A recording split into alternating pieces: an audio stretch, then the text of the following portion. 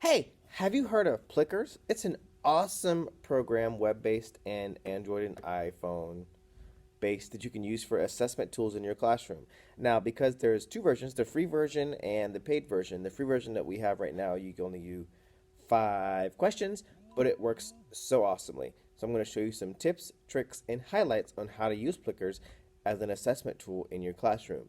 And because it's all digital, it saves you a ton of copies and paper.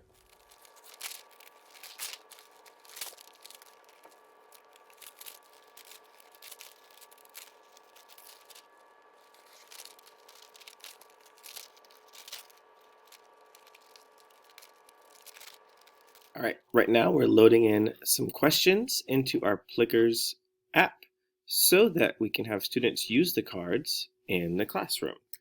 Today I'm using it for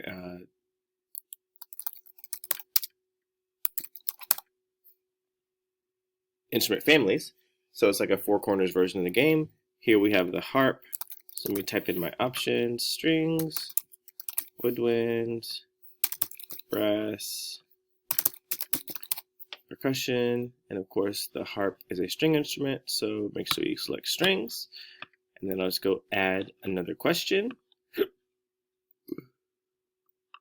Let's see which one we'll add next. Oh, here's a good one.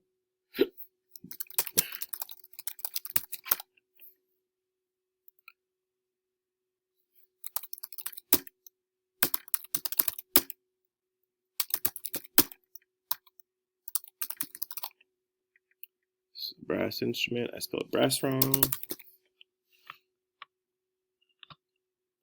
So we just do the same process, adding in some questions. Here's a lovely one. Which instrument family? Yeah, the one thing I've noticed about Plickers is it's a little different than forms. I can't duplicate a question and just change the picture. So it's a little bit more time consuming, but the results are just awesome.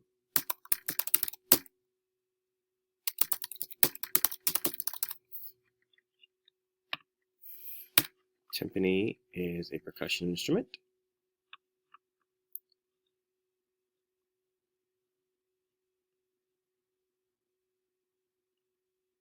All right, and like it says here, because this is a free account, I'm limited to just 5 questions per set.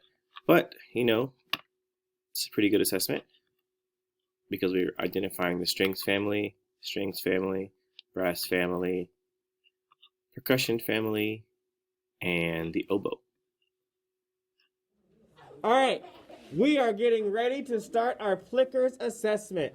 Each of you has a card that looks like this. Each of you has a card that looks like this.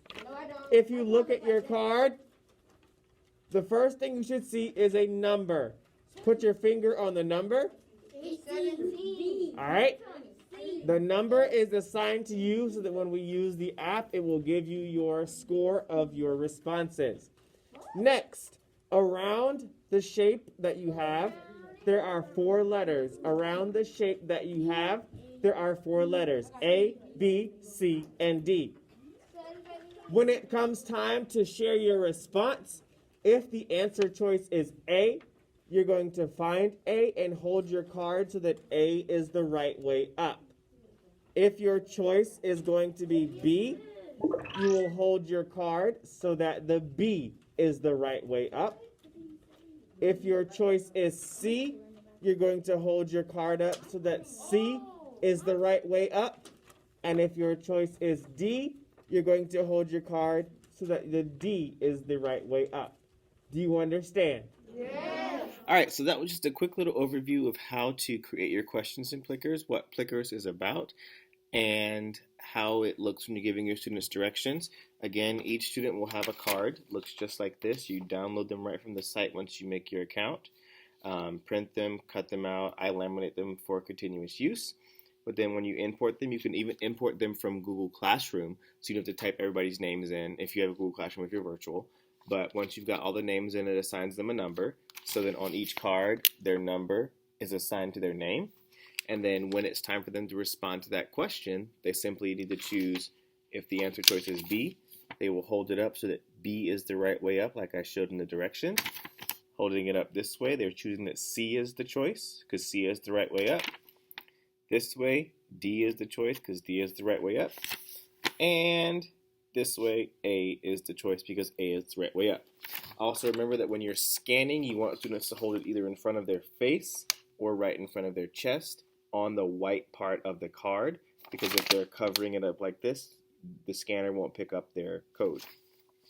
So your students are holding their cards, you've got the question posted on your display board, you pulled up the app and the question's up there, and then once they make their choice, you just take your device, phone, iPad, and scan across. It picks them up, and it picks up their name and their answer choice, and it goes right to the database, from which you can get your data later for your assessment purposes, for your checking for understanding purposes, whatever you're using the Plickers questions for.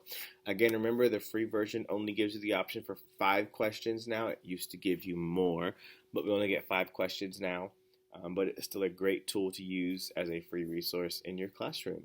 Thanks so much for joining this teaching tip. I have more for you coming soon. Bye-bye now.